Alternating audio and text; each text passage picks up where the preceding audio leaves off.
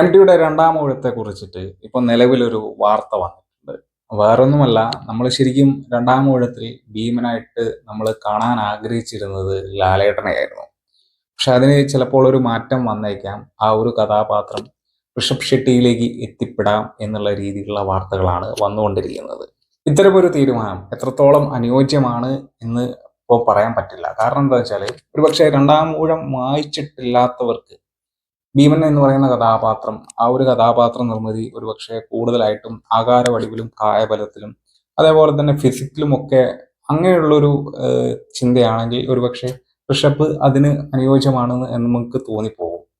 ഇനി അതല്ല, എം.ടിയുടെ രണ്ടാമൂഴത്തിൽ വായിച്ചിട്ടുള്ളവർക്ക്, അല്ലെങ്കിൽ എം.ടി രണ്ടാമൂഴത്തിൽ ഈ ഭീമനെ പ്ലേസ് ചെയ്തിരിക്കുന്നത് ഒരുപാട് ആത്മസംഘർഷങ്ങളിൽ പ്രതിഫലിപ്പിക്കുന്ന ഒരു കഥാപാത്രമായിട്ടാണ്. പ്രണയം മുതൽ പ്രതികാരം വരെ ആ ഒരു കഥാപാത്രത്തിൽ ഉണ്ട് എന്നുള്ളതാണ്. അപ്പൊ അത്തരത്തിലുള്ള വികാരങ്ങൾ പ്രകടിപ്പിക്കാൻ നമ്മളെ ലാലേട്ടനെ പോലെ മറ്റൊരാൾ ഉണ്ടാവില്ല എന്നുള്ളതും ഓർക്കേണ്ടതുണ്ട്. ശരിക്കും എന്താ പറയാ, ഒരു ആകാരവടിവോ അതല്ലെങ്കിൽ കായബലത്തിന്റെ പേരിലോ അല്ല ആ ഒരു കഥാപാത്ര നിർമ്മിതി എം.ടി ഈ ഒരു രണ്ടാമൂഴത്തിൽ എഴുതി വെച്ചിട്ടുള്ളത്.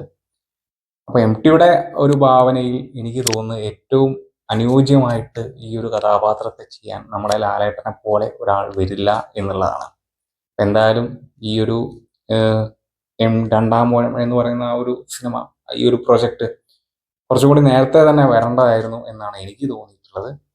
എന്തായാലും ശരിക്കും ഈ ഒരു കഥാപാത്രത്തിന് എം.ടി കണ്ടുവച്ചിട്ടുള്ള ലാലേട്ടനാണോ അതല്ല ഋഷഭ് ഷെട്ടിയാണോ ഈ ഒരു കഥാപാത്രം ചെയ്യാൻ യോഗ്യനായിട്ടുള്ളതെന്ന് ഒന്ന് കമന്റ് ബോക്സിൽ നിന്ന് പങ്കുവയ്ക്കൂ.